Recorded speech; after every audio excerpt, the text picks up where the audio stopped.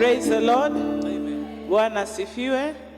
I welcome you to the second service. You can go ahead and greet your neighbor and welcome them to this service. Karibu. Second service. Machi yako.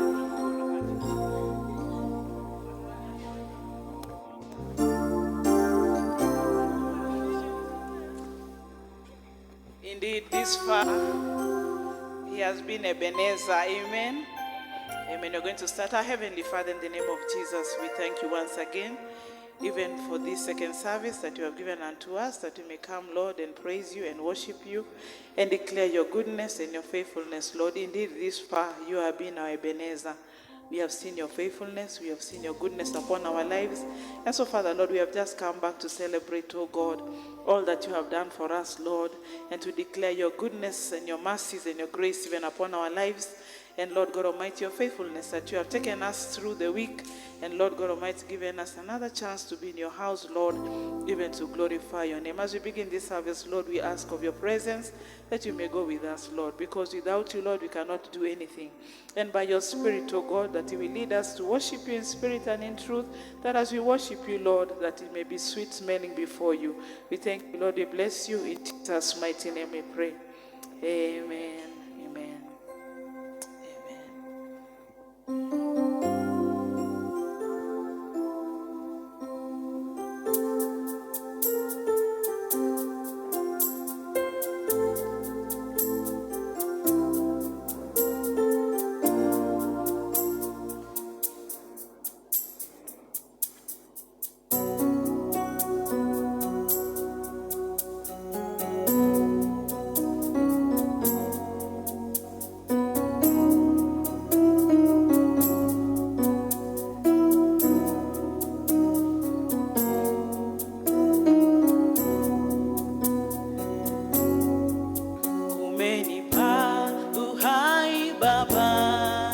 Nafasi nyingine ya siku mpya Baba,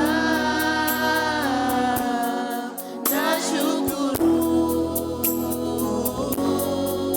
Umeniponya roho na mwili, tabibu wa ajabu wewe Yesu. Baba,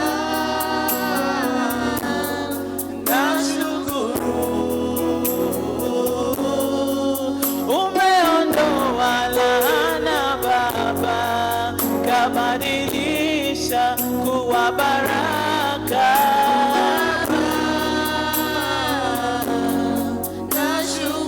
Nashukuru.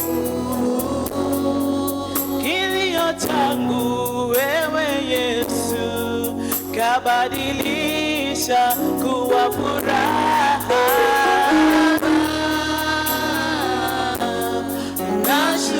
Nashukuru kwa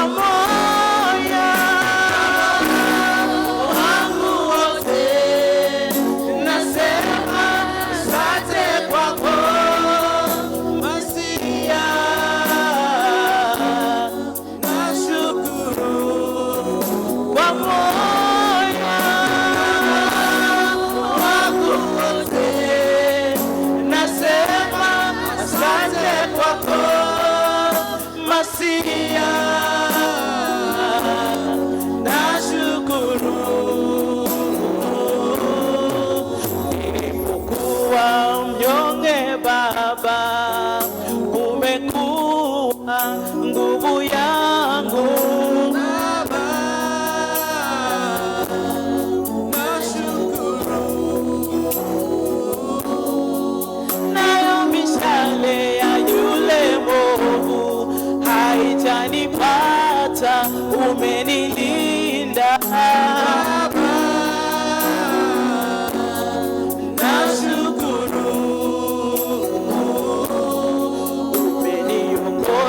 Mwokozi wangu kanisimamisha imara. Baba, nashukuru. Umenitoa kwenye shimo la giza, ukanileta kwenye mwanga. Baba,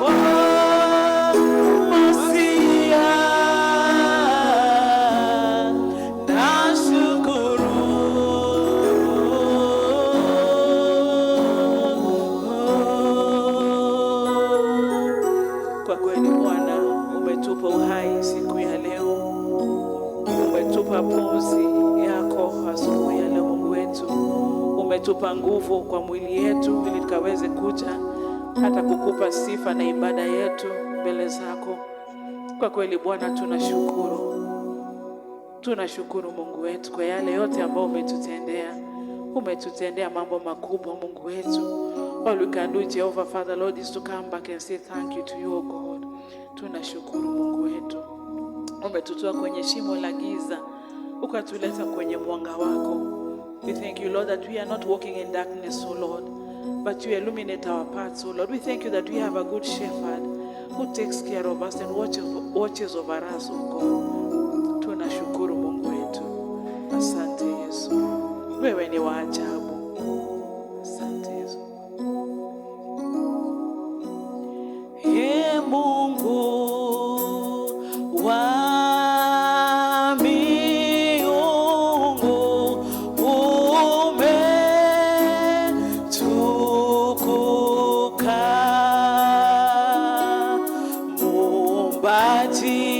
wa vyote duniani na mbingu, tunakuinamia. Ee Mungu wa miungu,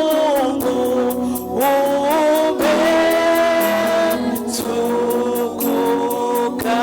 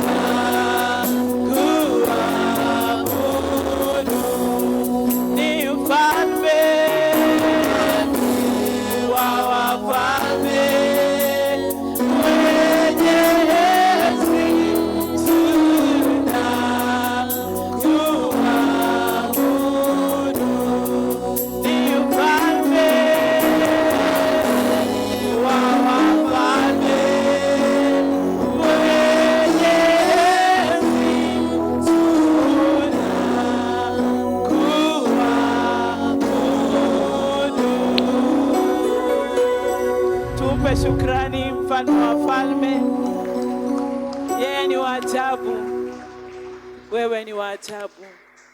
Amen. Tutaenda kumsifu Bwana. Tutaenda kumsifu Bwana. Amen.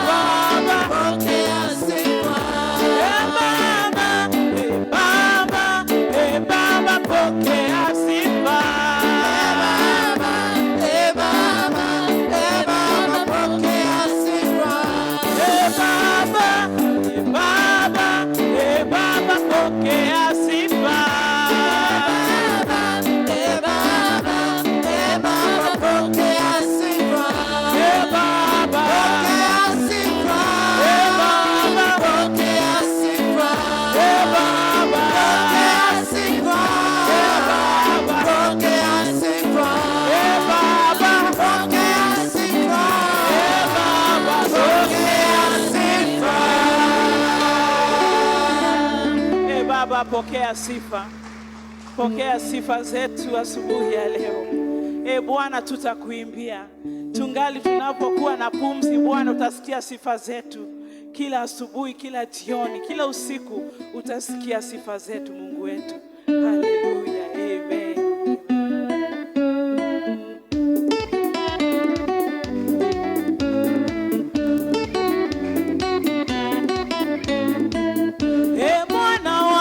Nitakuimbia, Bwana wangu nitakuimbia, wakati ningali na pumzi nitakuimbia, wakati ningali na pumzi nitakuimbia, Bwana nitakuimbia.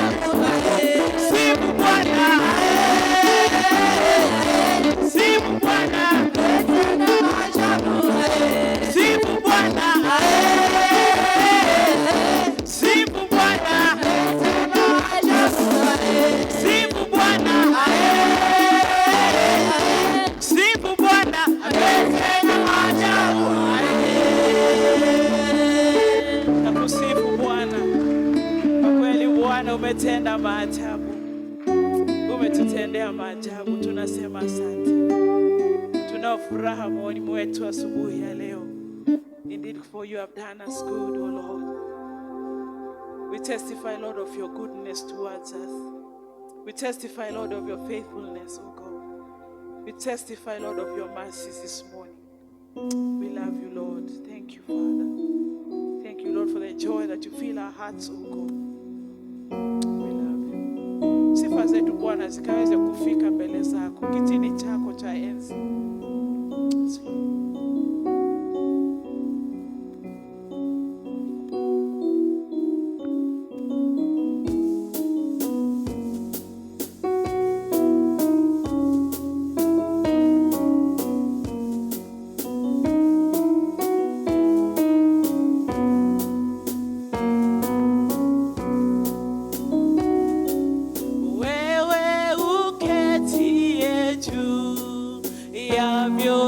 See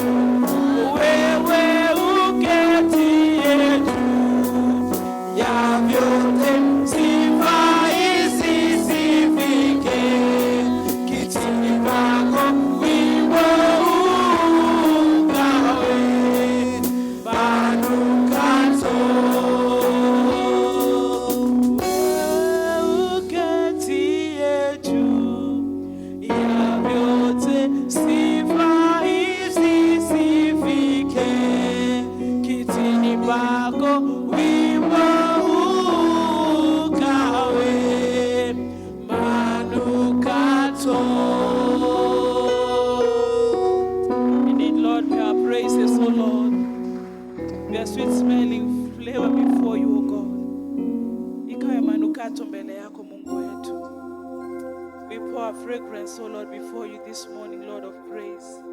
We break our alabaster box this morning, Lord, of our praises from our hearts this morning, Lord. May it be a sweet smelling savor before you, my Father. May it bring you praise, O God, and glory unto your name, O Lord.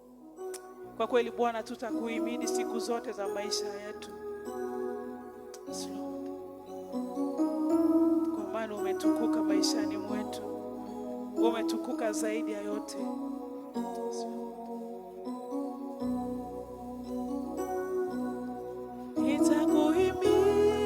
nitakuhimidi kila wakati, sifa zako si kinywani mwangu daima.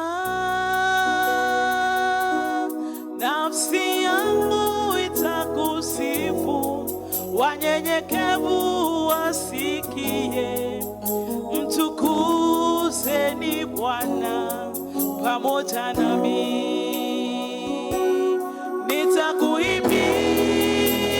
Nitakuhimidi kila wakati, sifa zako si kinywani mwangu daima. Nafsi yangu itakusifu, wanyenyekevu wasikie. Mtukuzeni Bwana pamoja nami. Nitakuhimidi kila wakati, sifa zako si kinywani mwangu daima. Nafsi yangu itakusifu, wanyenyekevu wasikie. Mtukuzeni Bwana pamoja nami. Nitakuhimidi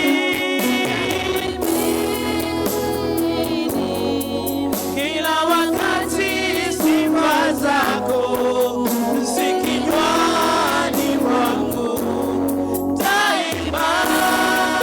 Nafsi yangu itakusifu, wanyenyekevu wasikie.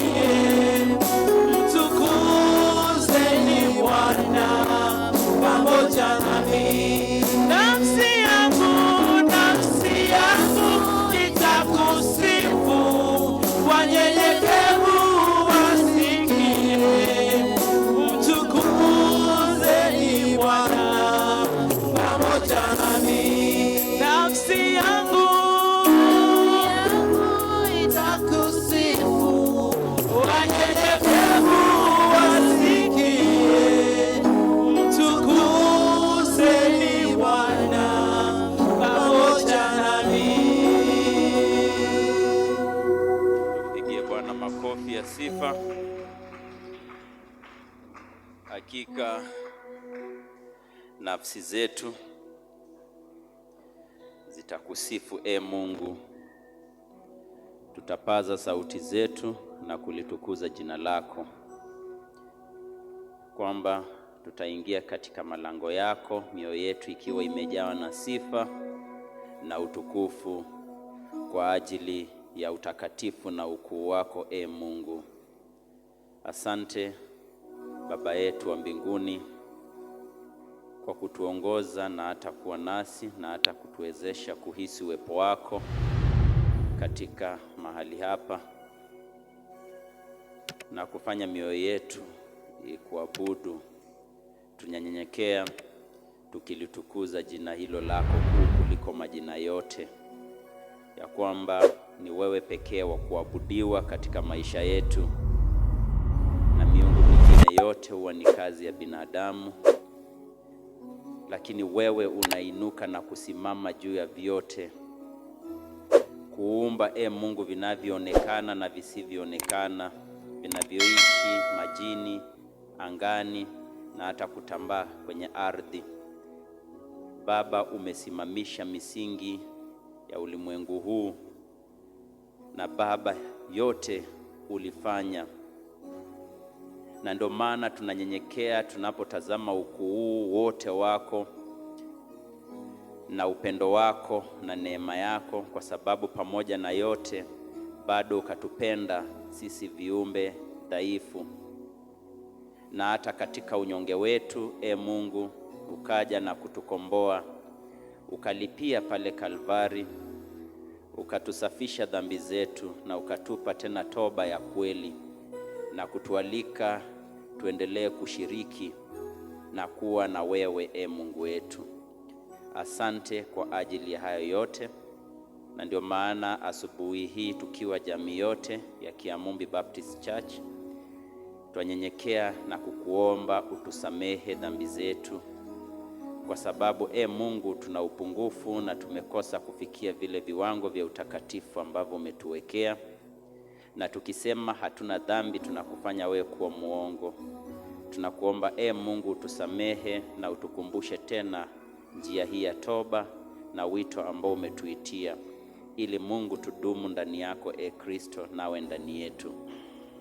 Asubuhi ya leo Mungu wetu tunakushukuru kwa ajili ya yote ambao umetutendea.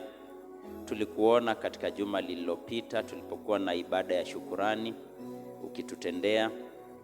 Tumekuona juma nzima ukituhifadhi, tukatoka nje tukarejea, na Mungu umekuwa nasi. Tumekuona katika biashara zetu, tumekuona katika maisha yetu na hata familia zetu, na tunakushukuru na kuliinua jina lako. Asante kwa yote ambao umetutendea.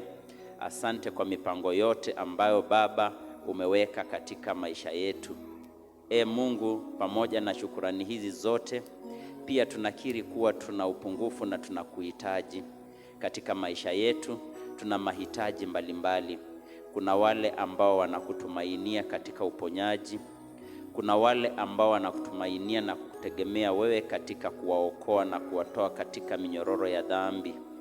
Baba, tunakuomba wale wote ambao wanakuhitaji na wamefika hapa, tunasimama kwa imani pamoja nao na kusema na kukuomba Mungu utimize wanayotamani katika mioyo yao endapo inakupendeza wewe. Tunakushukuru kwa ajili ya watoto wetu ambao wako katika shule mbalimbali, tukikumbuka mambo mengi ambayo yanatendeka hususan katika shule za mabweni. Tunakuomba Mungu upate kuwalinda na hata kuwaepusha na majaribu, na hata kuzuia mbinu zote ambazo ni za giza kuwapotosha watoto wetu na kuhatarisha hata usalama wao. Zaidi ya yote pia tunaliombea taifa letu. Tunajua mengi yanatendeka hapa na pale, lakini tunajua wewe ni Mungu na umeketi katika kiti chako cha enzi na una uwezo wa kutenda vyote na hata kubadilisha mioyo ya binadamu. Tunakuomba Mungu udumishe amani yako na kuwaguza wote, ili taifa letu liwe salama, hususan nyakati hizi ambazo tunaingia katika masuala ya kisiasa. Tunakuomba Mungu usimamishe taifa hili, kwa maana wewe ni mfalme wa amani. Zaidi ya yote tunaliombea kanisa lako lipate kusimama katika misingi ambayo wewe mwenyewe ulianzisha na kunena ukweli kwa ujasiri. Tunakuomba uwape waja wako Mungu na watumishi wako katika makanisa mbalimbali ujasiri wa kunena na kuleta neno lako, ili Mungu taifa lisimame na watu wakujue wewe, na hakika jina lako litatukuzwa. Tunakushukuru kwa ajili ya viongozi wa taifa hili. Mungu, ikupendeze wape hekima na busara inayotoka kwako, ili Mungu waongoze jinsi inavyokupendeza wewe. Na hata katika kanisa hili tunakushukuru kwa ajili ya wale viongozi ambao umewapa kazi na majukumu katika konde hili lako. Tunakuomba Mungu kwa njia maalum uwaonekanie na kuwabariki na kuwapa kila wakati neno, na hata Baba kuwahimiza kukufanyia kazi, maana wana kazi nzito, lakini wewe ukiwa mbele basi yote yanawezekana. Tukikumbuka mchungaji Reverend Mbuvi pamoja na jamii yake, tukikumbuka pia mchungaji Reverend James pamoja na jamii yake, tunakuomba Mungu uwe nao. Tunamkumbuka hata kwa njia maalum mwenyekiti wa kanisa hili ndugu DK pamoja na jamii yake, na hata pamoja na viongozi wote ambao umewapa majukumu idara tofauti tofauti katika kanisa hili. Baba, tunakuomba kazi hii yako ifanyike kwa njia ambayo inakupendeza, wakituongoza na tukiongozwa na wewe Yesu Kristo. Asante kwa ajili ya ibada hii ya leo. Tunakuomba utunenee na uwezeshe mioyo yetu hata kusikiliza na kutenda jinsi utakavyo tunenea siku hii ya leo. Mungu, tunajua kuna mengi tu ambayo tunahitaji na kuna mengi tu ambayo umekusudia katika maisha yetu. Tunakuomba Baba, mapenzi yako yatimizwe na tunakushukuru. Haya tunaomba kupitia jina takatifu la Yesu Kristo aliye Bwana na Mwokozi wetu. Amina, amina. Karibuni sana katika ibada hii yetu ya pili, na ningewaomba tusimame ili tuingie katika kipindi kingine cha kumtolea na kumtukuza kwa ajili ya yale ametutendea, tukiongozwa na waimbaji wetu.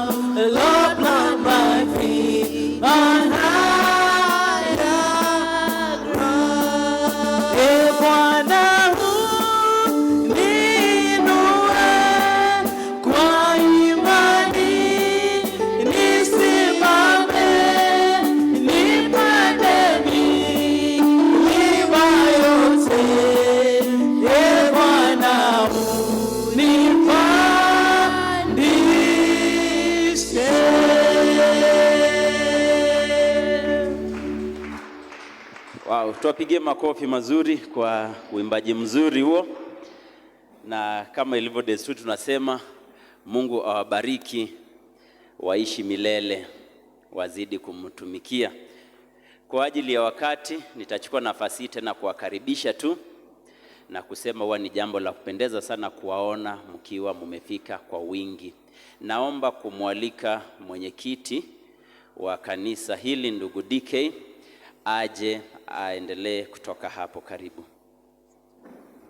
Asante mzee. Bwana asifiwe. Praise the Lord. Ni vizuri tena kuwaona kutoka kwa jukwaa hili. Kila wakati naposimama hapa huwa nawaona mkiwa wazuri sana, mkiwa warembo sana, mkiwa wa handsome sana, na it just gladdens my heart. Amen. Ni vizuri kuwaona. Msalimie mwenzako, mwambie it's good to see you. Kama hujaambiwa na yeyote mwingine ya kwamba amefurahi kukuona, I was just thinking this morning, nilikuwa na drive hivi tu nikitembea kanisani, na nikafikiria, I think in this world very few people wish me well. The other day nilipelekwa birthday na Njoroge na Pastor James, na the last day nilipelekwa birthday hivyo nilikuwa 24 years. So at least I have 2 people and a few others who wish me. Kama hujawahi kuniambia, niambie tu ndio nikuongeze kwa hesabu gani. Ndio nikisema nisemage Mama Agnes wishes me well, Jamie wishes me well, and Mercy wishes me well. But I thank God kwa sababu ya nafasi ya kila Sunday kuja hapa, na unajua kuna watu ambao wanasema, I think it's a book of Joel ambayo inasema rend your heart and not your garments. There's another verse that says that we relate with our hearts and not just with our mouths. And so it is good to see you. And I'm truly glad that God has given me the opportunity to be able to see you this morning. I am so honored to be part of this team. Peradventure, do we have anyone? Si mnaona vile tunapendana? Sasa kuna mmoja ambaye ni mgeni baina yetu. They are coming in for the first time. Anyone ambaye ni mgeni? Do we have any visitor that is visiting us for the first time? Sisi sote ni wenyeji, tunashukuru, tumpigie Bwana Yesu makofi.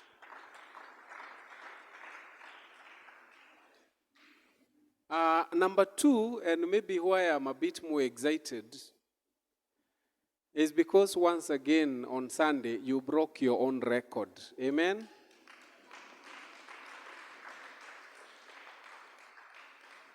Niliwaandikia ujumbe nikawaambia tulikuwa realize 982,000, which was slightly a bit by a few hundreds beyond what we achieved last time. Lakini nimeambiwa saa hii na wale wanafanya hesabu, treasurer na Pastor James, that we have already hit the 1 million mark.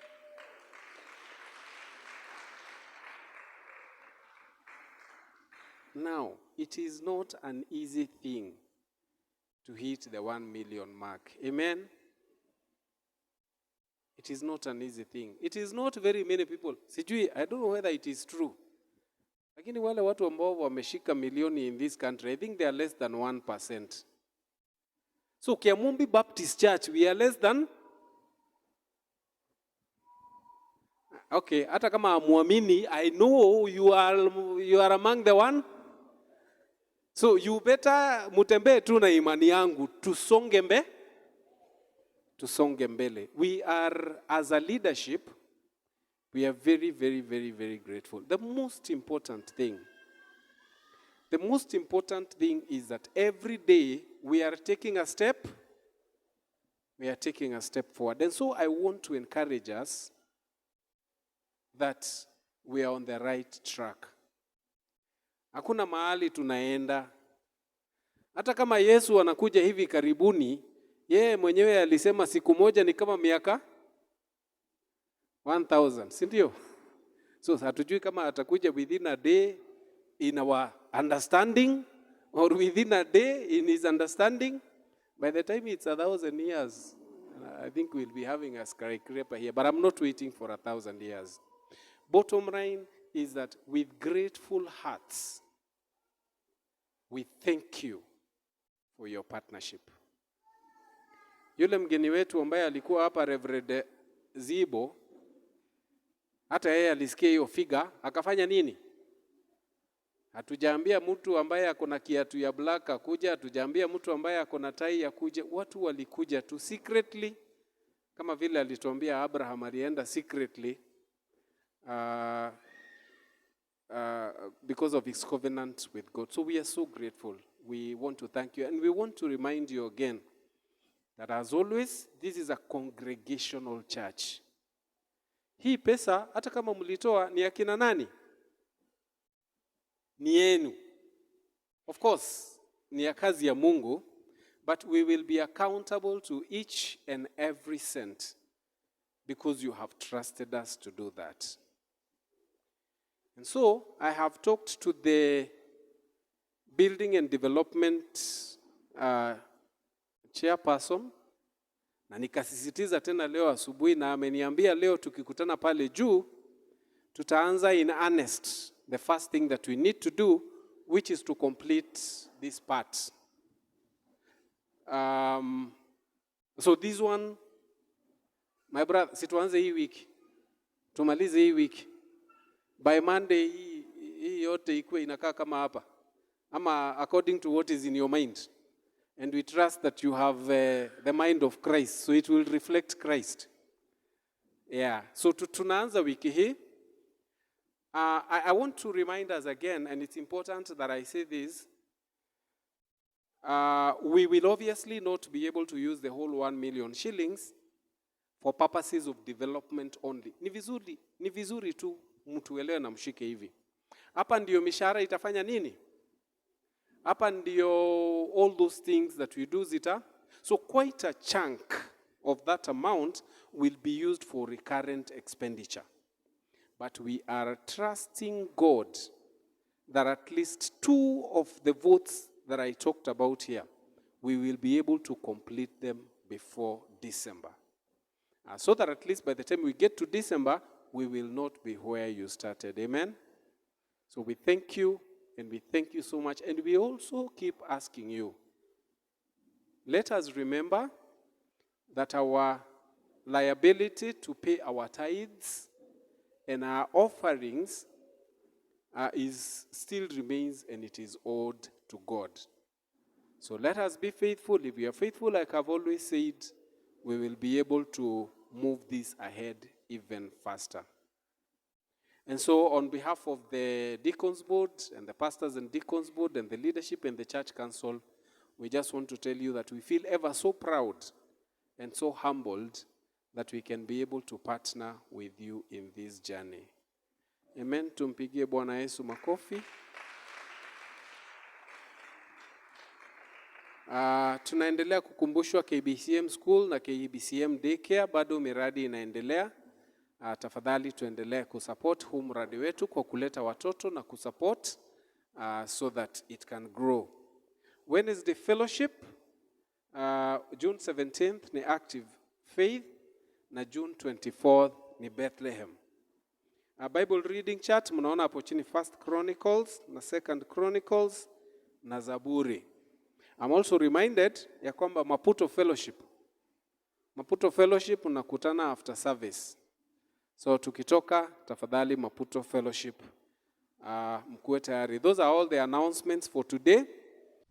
Sing them over again to me, wonderful words of life. Let me more of their beauty sing, wonderful words of life. Words of life and beauty, teach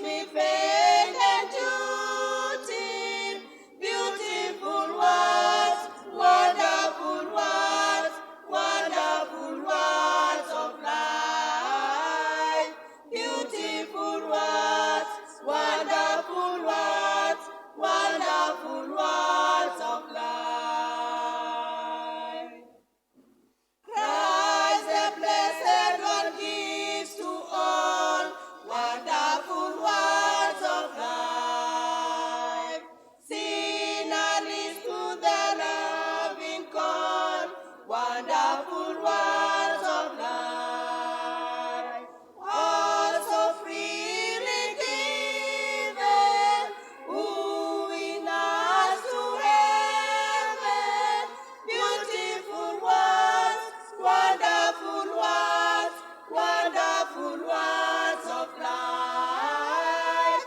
Beautiful words, wonderful words, wonderful words of life. Sweetly echo the gospel roll, wonderful words of life. Offer pardon and peace to all, wonderful words of life. Jesus, only Savior, sanctify us forever. Beautiful words, wonderful words, wonderful words of life. Beautiful words, wonderful words, wonderful words of life. Beautiful words, wonderful words, wonderful words of life.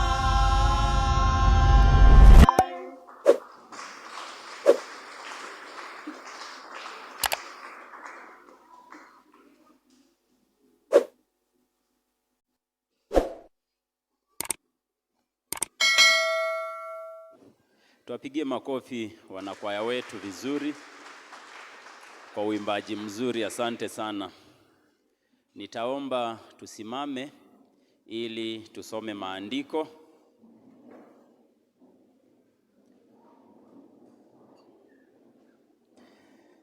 Na somo letu la leo litatoka katika kitabu cha Warumi kuanzia mlango wa 14 mstari wa kwanza hadi 15. Kitabu cha Warumi mlango wa 4 kuanzia mstari wa kwanza hadi 15. 4:1 hadi 15. Nitasoma. Basi tusemeje juu ya Ibrahimu? Kwa maana ikiwa Ibrahimu alihesabiwa haki kwa ajili ya matendo yake, analo la kujisifia, lakini si mbele za Mungu. Maana maandiko yasemaje? Ibrahimu alimwamini Mungu, ikahesabiwa kwake kuwa haki. Lakini kwa mtu afanyaye kazi, ujira wake hauhesabiwi kuwa ni neema, bali kuwa ni deni. Lakini kwa mtu asiyefanya kazi, bali anamwamini yeye ambaye amemhesabia haki, asiyekuwa mtauwa, imani yake mtu huyo imehesabiwa kuwa haki, kama vile Daudi aunenavyo uheri wake mtu yule ambaye Mungu amemhesabia kuwa na haki pasipo matendo. Heri waliosamehewa makosa yao na waliositiriwa dhambi zao. Heri mtu yule ambaye Bwana hamhesabii dhambi. Basi je, uheri huo ni kwa hao waliotahiriwa au kwa hao pia wasiotahiriwa? Kwa kuwa twanena ya kwamba kwake Ibrahimu imani yake ilihesabiwa kuwa ni haki. Alihesabiwaje basi? Alipokwisha kutahiriwa au kabla hajatahiriwa? Si baada ya kutahiriwa, bali kabla ya kutahiriwa. Naye alipokea dalili hii ya kutahiriwa, muhuri ya ile haki ya imani aliyokuwa nayo kabla hajatahiriwa, apate kuwa baba yao wote waaminio, ijapokuwa hawa hawakutahiriwa, ili na wao pia wahesabiwe haki. Tena awe baba ya kutahiriwa kwa wale ambao si waliotahiriwa tu, bali pia wanazifuata nyayo za imani yake baba yetu Ibrahimu aliyokuwa nayo kabla hajatahiriwa. Kwa maana ahadi ile ya kwamba atakuwa mrithi wa ulimwengu alipewa Ibrahimu na uzao wake, si kwa sheria bali kwa haki aliyohesabiwa kwa imani. Maana ikiwa wale wa sheria ndio warithi, imani imekuwa bure na ahadi imebatilika, kwa sababu sheria ndiyo ifanyayo hasira, maana pasipokuwepo sheria hapana kosa. Asante, hilo ndilo neno la Bwana. Namkaribisha mchungaji. Tunaweza keti. Amen. Tusimame ili tuage watoto wetu. Na Bwana, tunakushukuru tena adhuhuri ya leo kwa sababu umekuwa mwema, umekuwa mwaminifu kwa kila mmoja wetu, na siku ya leo Mfalme umetuleta tena katika nyumba yako. Hili ni nyumba ya maombi ambao tunakuja kuhimizana na kuinuliwa Mfalme, hata kutokana kwa neno lako. Na Bwana, kama vile umetuamuru tunapokuja katika nyumba yako tusikuje mikono mitupu. Tumeleta fedha ambazo tumefanya kazi, na tumeleta Bwana kiwango cha 10% Mfalme, na ili kikaweze kufanya kazi yako. Tumeleta Bwana our offering, kwa sababu umesema pia tusikuje kanisani mikono mitupu. Na Bwana, vyote tuombe ya kwamba ukaweza kuvibariki kama vile zimetolewa na watu wako, na ili vikaweze kufanya kazi yako hapa na kule ambapo unatuita kufanya kazi yako. Watoto wako, watoto wa Sunday school, teens na youth, sasa wanapoenda na kujumuika pamoja na walimu wao wale ambao umewatayarisha siku ya leo kwa sababu yao, twaombea baraka zako juu yao, na Bwana waendelee kuimarika hata katika mambo ya kiroho, na watoto wetu Mfalme wakaweze Bwana kuwa watu ambao watazingatia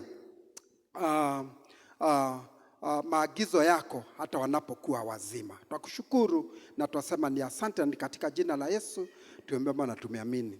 Amen. We can now leave.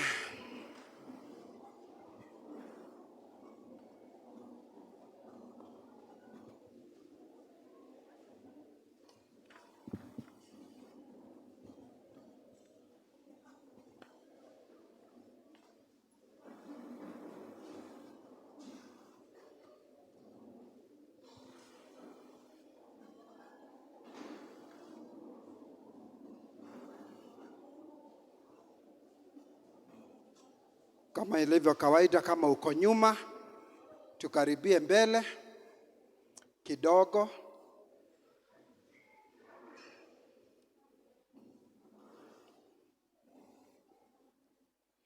Asanteni, tunaendelea na mafunzo ya kitabu chetu cha Warumi, na tumesomewa somo letu la siku ya leo ikiwa ni kutoka mlango wa 4 mstari wa kwanza hadi wa 15. Kwa hivyo hii it is divided into 2 parts. Kwa hivyo nitaongea maneno machache leo, tumalizie next Sunday kwa sababu hatuwezi malize ujumbe kwa mara moja siku ya leo. Na kwa hivyo kama umekuwa ukitufuata, tunakumbuka ya kwamba kutoka kitabu cha Warumi chapter 1 all the way to 11 we look at what to believe. Ni nini hilo ambalo Mkristo anatakiwa kuliamini? Hiyo ndio actually ukisoma all the way chapter 1 all the way to 11. And then chapter 12 tukifika huko up to 16 tutakuwa tukiona how to behave ama practical living. Na hii ni mambo ya doctrines kutoka chapter 1 all the way to 11 ni mambo ya doctrines. What we need to believe, what we need not to believe. Na kufikia hapa najua kwamba tumesoma na Mungu anaendelea kutuimarisha. Hatuko hili kanisa ambalo tunakuja na kuwa na msisimuko wa mambo mengi kama vile ilivyo katika dini nyingi siku ya leo.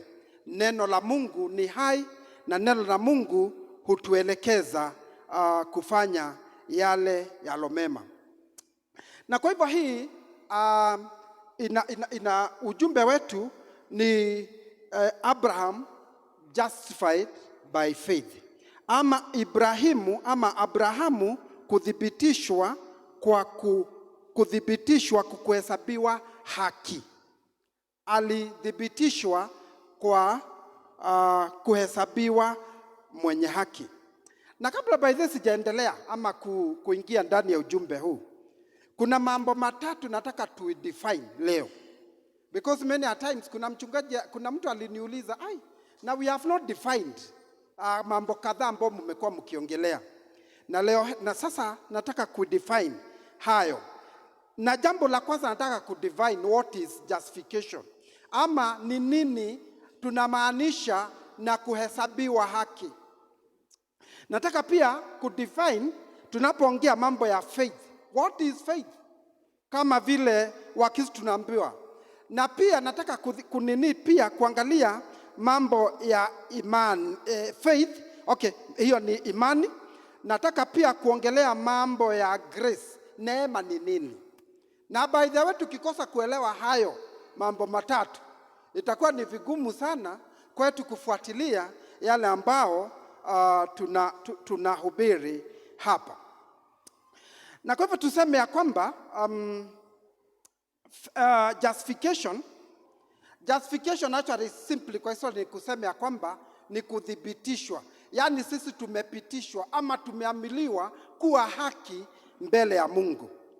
Na wanasema hapo katika Eastern Bible Dictionary defined it this way in English: justification as the judicial act of God by which he pardons all the sins of those who believe in Christ and accepts, look at this, accepts and treats them as righteous in the eye of the law, i.e. as conformed to all his demand. Yani ni kuthibitishwa. Wewe ndio ulikuwa ambao umefanya kitu, na ya kwamba Mungu anasema ya kwamba hana makosa, muachilie huyu hana makosa. Ni wewe ambao unatakiwa kulipa gharama. Ni wewe ambao umeshikwa mashati kwa sababu ya kile ambacho umekifanya. Lakini Mungu anakuja anasema, hapana, la hasha, I have justified this brother, I have justified this sister. Kwa hivyo umethibitishwa kuwa mwenye haki, ama umehesabiwa kuwa mwenye haki kwa imani. Na kwa hivyo tuangalie mambo ya faith. Faith, simply we look at Hebrews 11. What are the Hebrews 11 and verse 1 says? In the Bible, faith is defined as a steadfast trust in God's promises and a firm belief in his existence and power. I come again. Faith is defined as a steadfast trust in God's promises and a firm belief in his existence and power. It encompasses confidence and trust in who God is and what he says, serving as a cornerstone of the Christian belief. It is our cornerstone. Tukikosa imani, wapendwa, sisi chenye ambacho that whatever we believe in, it is null and void. Na kwa hivyo imani inafafanuliwa kama tumaini thabiti katika ahadi za Mungu na imani thabiti katika kuwepo kwake na nguvu zake. By faith we shall be able to see tomorrow. By faith, kwa imani wapendwa, kile ambacho umekiomba na unatarajia Mungu akaweza kukifanya katika maisha yako, unaamini ya kwamba ushakipata.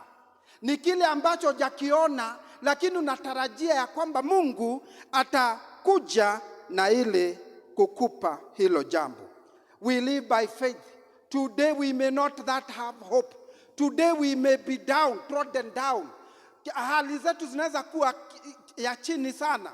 Biashara zetu hivyo, kazi zetu ni hivyo. Kuna pahali ambapo kila mmoja wetu anatakanga kwenda. Kuna wengine wetu tumedream ama tumeweka nini, tumeota ndoto karibu ziende kabisa, lakini kwa sababu ya imani, because of faith, we have hope that actually tomorrow will be better than today. We have faith that even that which seems ya kwamba kimekufa, kile ambacho ni kama kimefufuka, kimekufa, kinaweza fufuka, ni kwa sababu tunajuana na Mungu. And a key biblical definition is found in Hebrews 11:1. We say that faith is the assurance of things hoped for. Look at this. The conviction of things not seen. And additionally, we say this. Biblical faith involves a trusting reliance on God, evidenced by obedience that springs from confidence in Him. Kwa hivyo tukiwa kwa Mungu wapendwa, tukiwa kwa Mungu mpendwa, tuko salama. Bwana Yesu asifiwe. In God we are okay. Kuna jamaa ananiambianga nikimwambia kama changamoto nyingi katika maisha. And the guy actually tells me many things. Hata siku hizi namuitanga it is okay. It is okay, are you okay? Because nikimwambia kitu ananiambianga it is okay pastor. Na saa hizo namwambia mambo magumu na kitu ambacho pengine kimekuweka chini, na anasema ya kwamba it is okay. In our lives, people of God, watoto wa Mungu, katika maisha yetu, it is okay. Wherever we are, tuko sawa, ni kwa sababu tuko na yeye ambaye anajua kesho yetu kuliko sisi wenyewe. Na hata Biblia inasema ya kwamba, na je, hata ukiwa na wasiwasi katika maisha, and you cannot even add a minute to your life, what are you doing? So it is good actually to surrender, tunaitwa nini, kuoga na kuingia katika mambo ya Mungu, na ili Mungu akaweza kutushikilia katika yote. Na kwa hivyo nikuwa na ile imani ya kwamba inawezekana. Grace. What is grace? Grace in the Bible is God's unmerited favor, love, and the blessings toward humanity offered freely despite human sinfulness and worldliness. Hakuna kitu tumefanya wapendwa kwa sababu ya neema ile Mungu ametutunukia kama watoto wake. Unmerited favor. Mungu ametupenda tu hivyo. Wengine walituita vichwa zinakaa sijui nini. Wengine walituita sijui we cannot do anything. And we've come across those people. Sometimes we work in an environment that is not conducive. But because of our issues, we keep on holding on. That today Mungu mimi nimeitwa kichwa maji. Lakini unajua kwamba kichwa hii si maji. Hii kichwa kesho itafanya kazi, na mimi nitakuwa tajiri na ni-employ watu kadhaa. Yes? We go through issues in life wapendwa. Na kwa sababu hiyo tunakumbuka ya kwamba Mungu, neema ya Mungu imetutosha sisi. Neema ya Mungu hutubeba. Neema ya Mungu hutuwezesha. Ya kwamba hata jana ikiwa mambo yako enda vizuri, leo hii nikienda kwa sababu ya neema, the grace of God carries me even in this life. And you know, it is not a reward for good behavior or moral achievement, but a reflection of God's love and mercy extended to humanity even when undeserving. Romans 3:23 says that very well. And also Ephesians 2:8 kwa wale ambao wanaandika. Grace enables forgiveness. Kwa sababu ya neema, Mungu ametutunukia hiyo nafasi ya kuweza tusibebe wezetu. Tusibebe wale ambao wanatukwasa. Hata wakati wametukanyaga miguu na vidole kama vile tunavyosema. Neema ya Mungu hutuwezesha, ndio inatuwezesha kumsamehe ndugu, kumsamehe dada. Kusamehe yule unaona ya kwamba pengine sisi ambao ni waajiri, yule ambaye angeenda saa hii kwa sababu ya kile ambacho amefanya.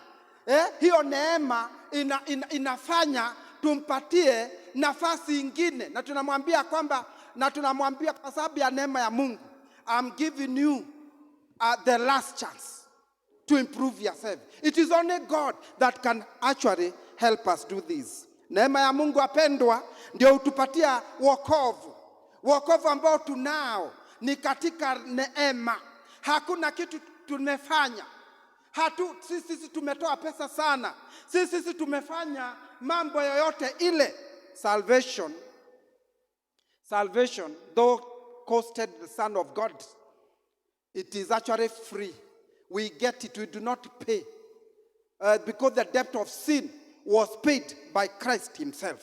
And spiritual transformation. Neema ya Mungu tuletea, inatuleteanga kuhuishwa katika mambo ya kiroho. Ya kwamba miaka kadhaa tulikuwa hivi, lakini leo hii tumeimarika katika mambo ya kiroho. And also allowing believers to stand in peace with God through faith in Jesus Christ. Na hiyo tutasoma tukifika, if you look at Romans 5 and 1 to 2. We have the peace of God. I think I'll be able to quote it in my brief sharing this afternoon. Kwa sababu ya vile Mungu, kwa sababu ya neema, Mungu ametupa amani pamoja naye. Na si ile amani ndapewangwa na wanadamu.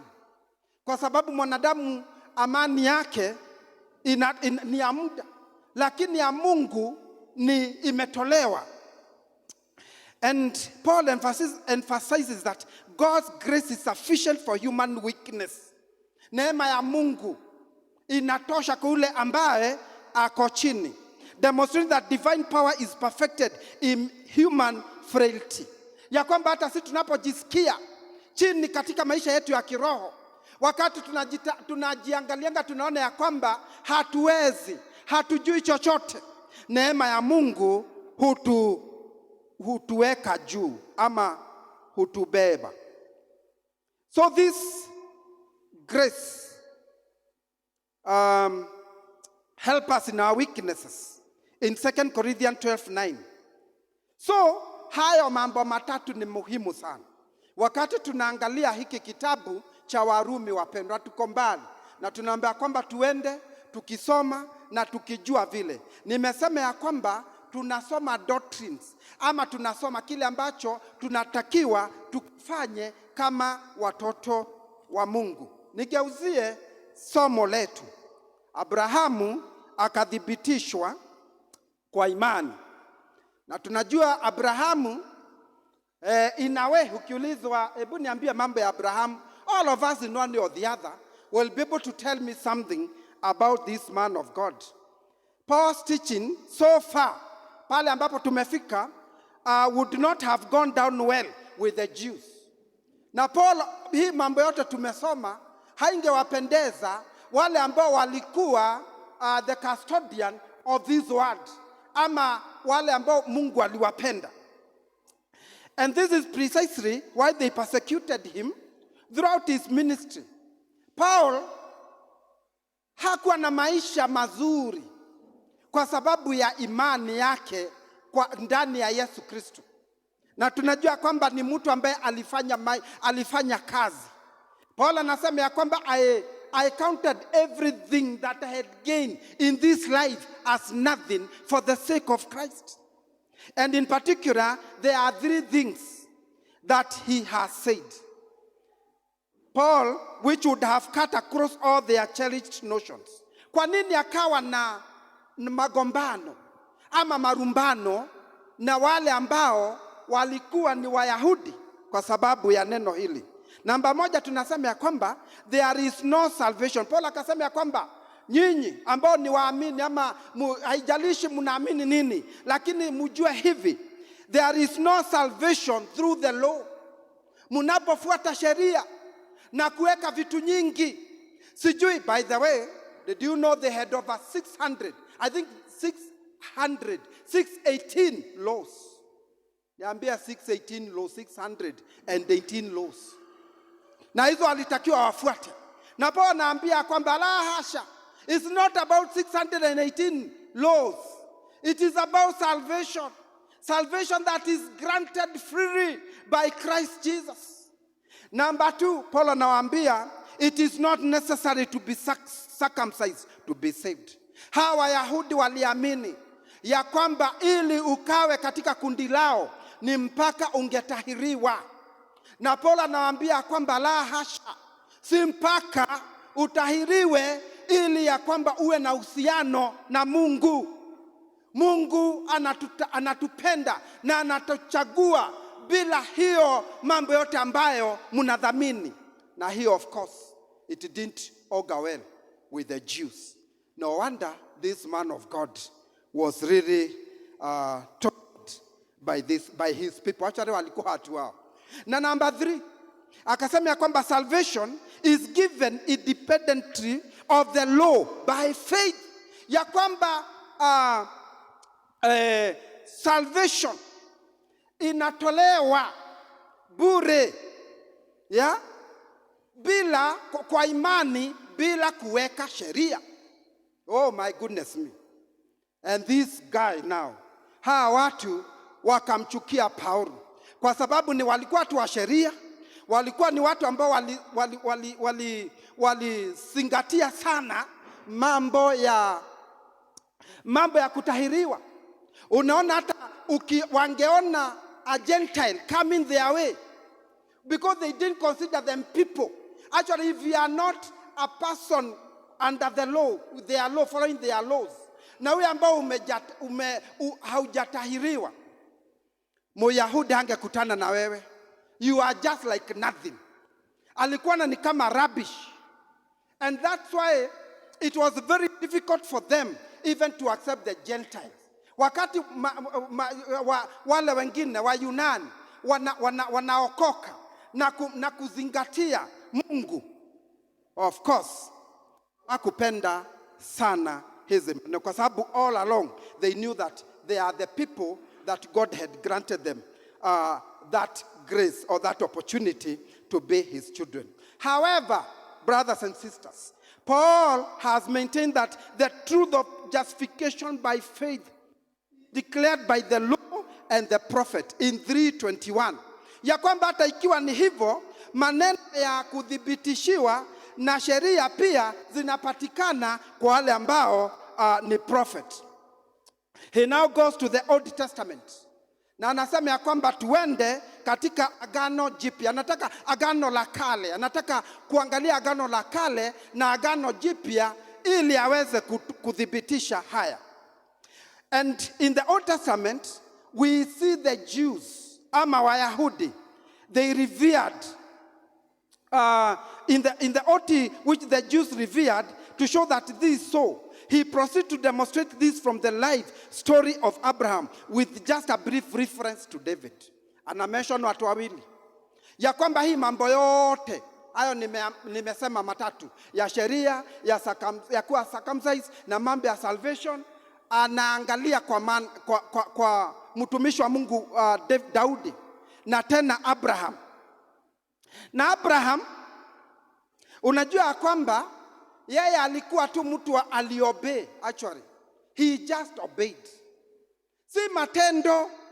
He was just told, Abra by then, take your people, toka hapa kwenda pahali pengine kwa nchi ambayo nitakuonyesha. And the guy obeyed. I want to believe that he didn't have time to negotiate. Na nashukuru Mungu kwa sababu pia la Sunday tulisoma mambo ya huyu jamaa vile ambavyo alisacrifice. Alikuwa anaenda kumtoa kijana wake kafara kwa sababu ya kumpenda Mungu. Lakini tunataka tuone ya kwamba je, haya maneno yote ambayo tumesema iko aje? And therefore Abraham alidhibitishwa kwa imani kwa sababu ya obedience, kumtii, yani utiifu wake ulimsaidia. Kwa hivyo haya mambo matatu nataka tuzangatie, na number 1 nitaongea mambo moja ama mawili alafu tumalizie hiyo ingine, tumalizie kesho. Na number 1, the first point that we see from verse 1 all the way to 8, if you read verse 1 up to 8, na kama ulifuata, we are seeing that we are justified by faith, not by works.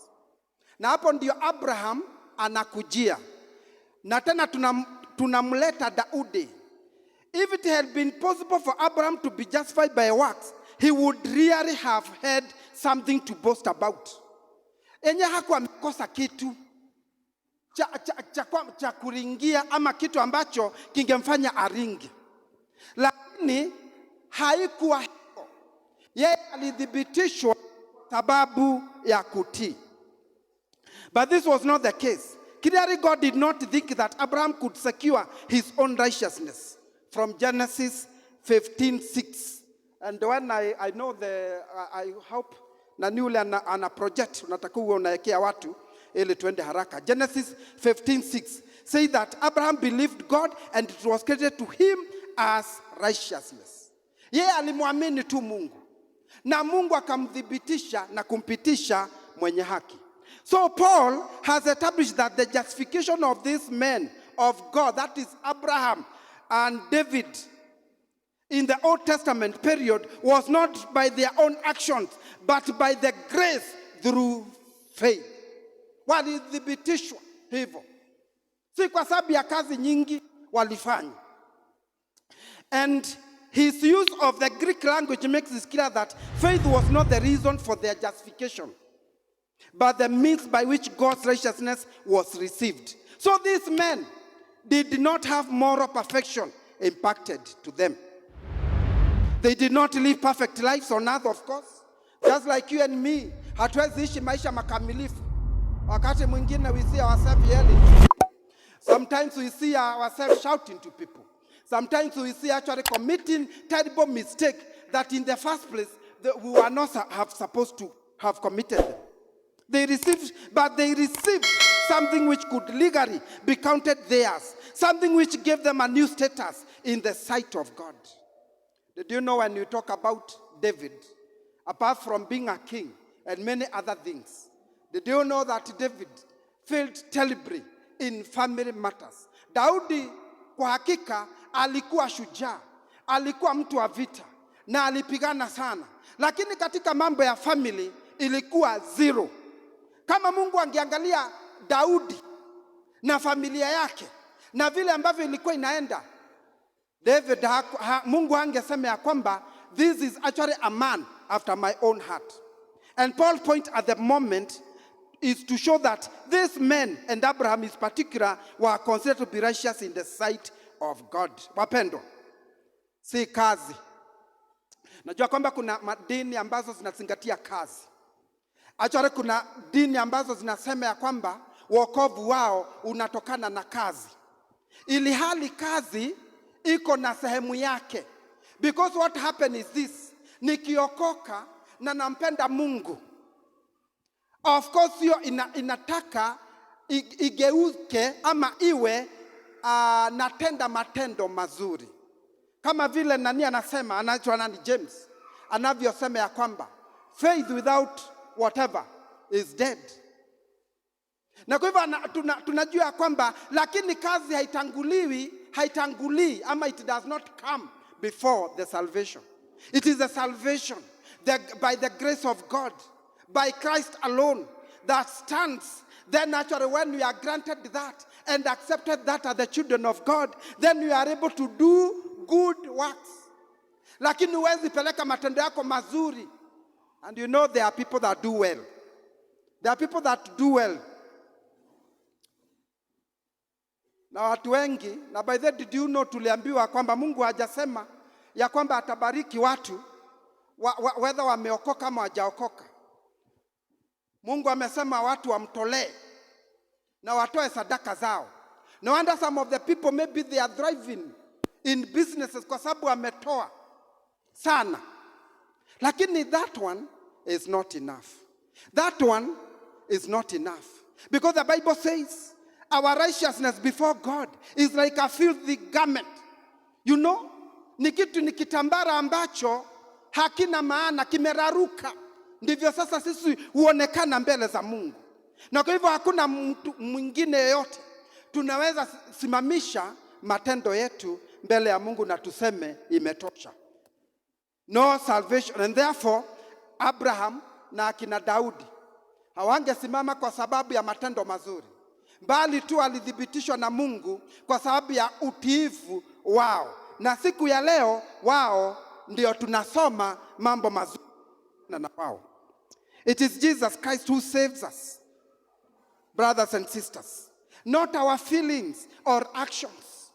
And he is enough to save us, no matter how weak our faith is.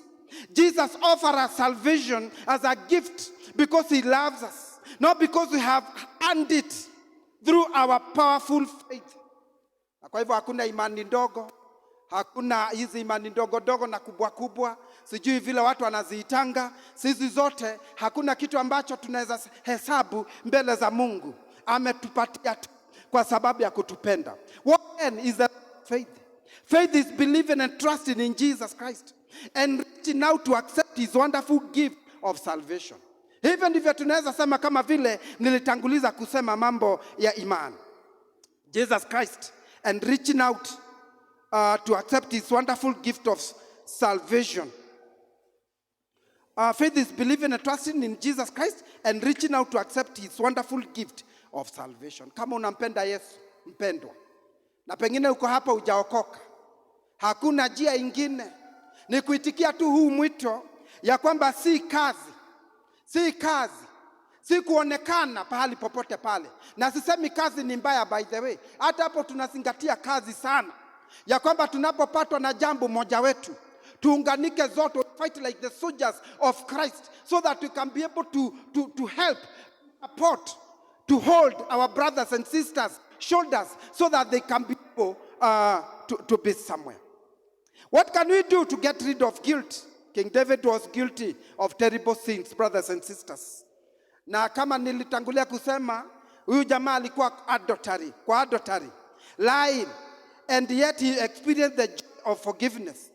And lying tunasema ya kwamba hata kuna wakati amejifanya ni wazimu ili akaweze maisha yake kuwa hivyo.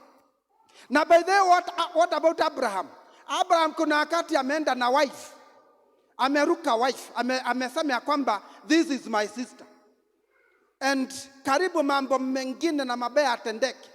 Lakini kwa neema ya Mungu akamuokoa Sarai kutokana na huyu kiongozi.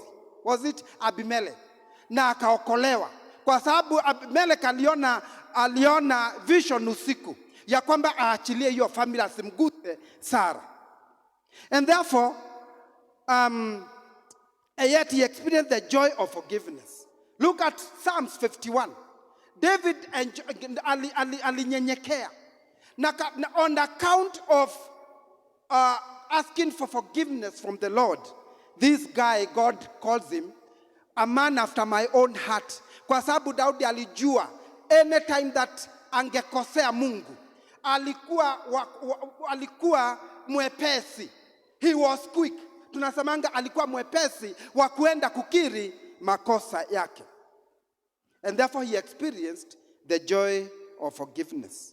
We too can have this joy, brothers and sisters, when we quit denying our guilt and recognize that we have sinned.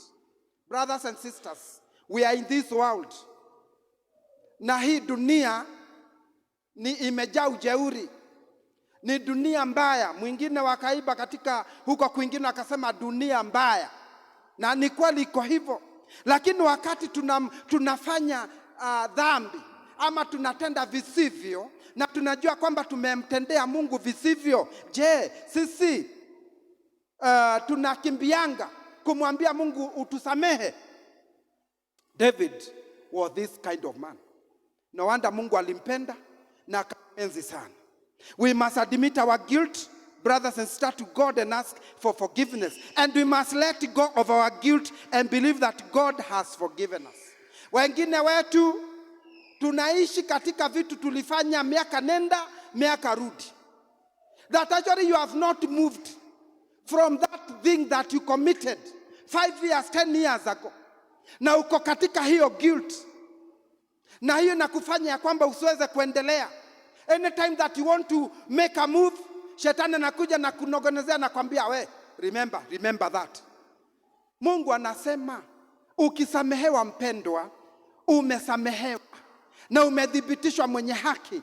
Na kwa hivyo wewe ni kuinuka na kuchukua kitambaa chako ama godoro lako kama yule jamaa na kuenenda katika uzima na ukuu wa Mungu. Bwana Yesu asifiwe. And this can be difficult when a sin has taken root and grown over many years, when it is very serious, or when it even involves others. Did you know that, wapendwa, tunapotenda dhambi kwa njia moja ama ingine, it is not ourselves. It is not just about me, because I've committed that thing. Whatever I've done actually affect my family. Whatever I've done even affect the church like this one. God can prevent blessing us because of me being a spiritual leader in this place. And actually I'm doing things that are contrary to the will of God. God can actually prevent his blessings kwa sababu ya hiyo. Na kwa hivyo nataka anaomba ya kwamba tuweze kuendelea na tukiri makosa yetu na tusirudie. You know the bad thing is like today we come and repent na kumwambia Mungu ni msamehe, nilifanya hili na lile. Lakini tukirudi makwetu, shetani kama anatushikanga anatuambia hapana, nani alikwambia Mungu alikusamehe? Hujasamehewa. And then it is like that, the guilt continue eating us day after the days. In view of the tremendous price paid on the cross, this is Jesus Christ, it is arrogant to think that any of our sins are too great for him to cover. Brothers and sisters, hakuna dhambi kubwa ambayo Mungu hawezi kukusamehe. Lakini natakanga kusema kuambatanisha na hiyo, nasema consequences are there. For example, if you go do something, uibie watu, alafu ushikwe, ukiomba Mungu akusamehe, atakusamehe by the way, but you may not escape kugongagongwa kidogo na watu. Those are the consequences na which remains. Na unaweza wekwa scars ambazo utakuwa ukikumbuka ya kwamba hii niliwekwa kwa sababu nilifanya vile. Na mambo mengine ambayo tunafanyanga kama watu wa dunia, watu wa Mungu, tunafanya mambo tukifikiria kwamba we shall always escape, and then we are caught up by the very sin that actually we do. Those consequences may not actually be removed, brothers and sisters. You'll have to suffer them, but actually you are forgiven. This is an assurance. You may not miss heaven, but actually you may suffer the consequences of what you have done all through. Na Mungu akaweza kutusaidia sana, so that even before we do whatever we may want to do, we think about our families, we think about the church, we think about our places of work, we think about everything that is connected to us, because when we sin, all these things are affected in one way or the other. Even though our faith is weak, our conscience is sensitive, brothers and sisters, and our memory helps us. God's word declares that sins confessed are sins forgiven. We read that in the book of 1 John 1:19. Kwa hivyo tunahesabiwa haki kwa imani, si kwa matendo. Niseme na jambo la pili, hayo nimalizie na hii jambo la pili. Justification is by faith, not by right. That is number 9 and 12. Ukisoma verse 9 all the way to 12. Justification is by faith, not by right. Naona time yetu ni mzuri, nitakimbia kidogo kwa lugha ya Kiingereza. Justification is only by faith and is not accomplished by any ritual. Si ritual. Na nilisema hapa Wayahudi walizingatia sana mambo ya kutahiriwa. Kama wewe hujatahiriwa, na by the way, even our traditions, and especially people from Central, when we look at other brothers from wherever they come from, and we know that there are others who do not embrace these things just like we do, how do we actually carry them? How do we take them? Do we take them as people? Do we take them as the people of God? And sometimes we can actually be there, inaitwa nini, ile kuongea vibaya, kwa sababu ya watu wale hawajafanywa vile sisi tunafanywa. Kama hiyo ni kuthibitishwa kwa hao watu kuwa wakamilifu. La hasha, watu wa Mungu, sisi zote ni watu wa Mungu. We are human beings. We are not defined by the rights that actually, the traditional rights that sometimes we must go through. And I'm not saying that traditional rights are bad, but they become bad when actually you want actually to what? Kuita watu wengine kuwaweka katika kundi lenu. Na kwa hivyo kama hawako kundi lenu, what do? You speak very badly of them. And therefore justification is only by faith, not accompanied by any ritual or any rites that we may think that actually we have undergone and therefore we are righteous. Abraham, brothers and sisters, was justified because of his faith in Genesis 15:6. Long before he was circumcised. Did you know what happened? Alithibitishwa kabla hajapitia kutahiriwa katika kitabu cha Genesis 17:24.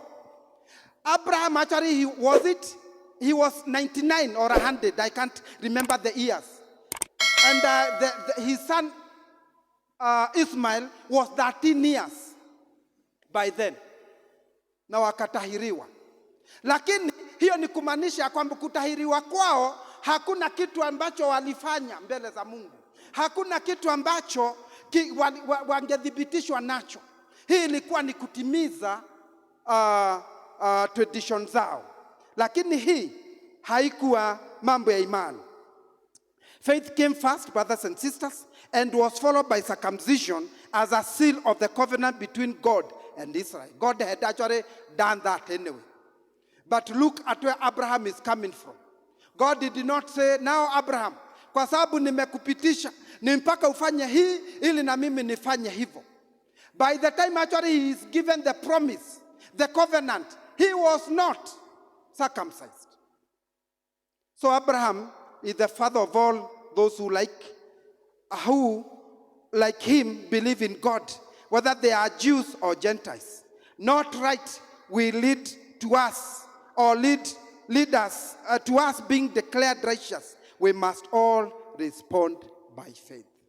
Hakuna kutahiriwa, hakuna kufuata sheria, ni imani ndani ya Yesu. The Jews say that Abraham is their father and that nobody else enjoyed this privilege.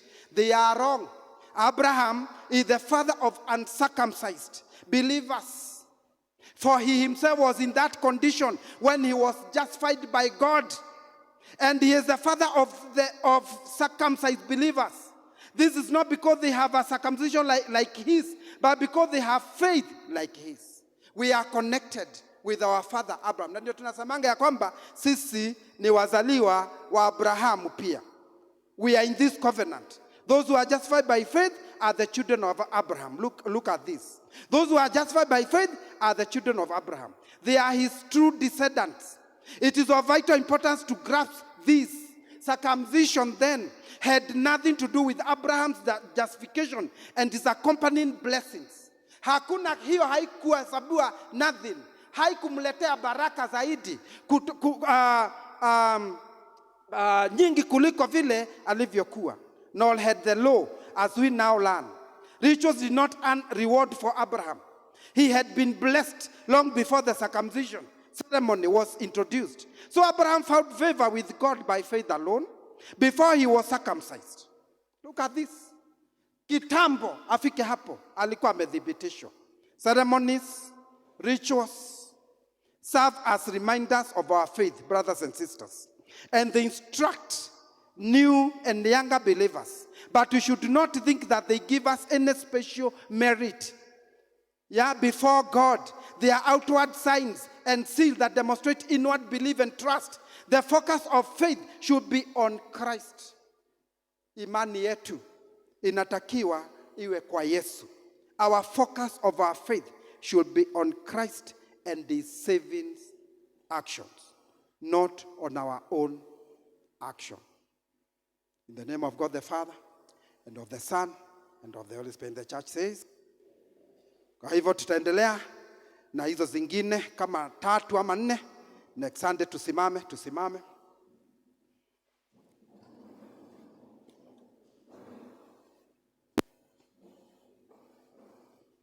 Sijui kama hili somo linapokuja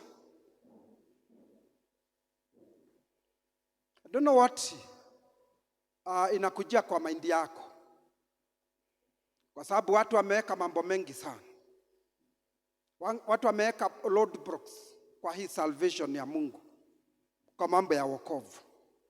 Lakini Mungu ametoa wokovu wake kwa ule ambaye ataamini.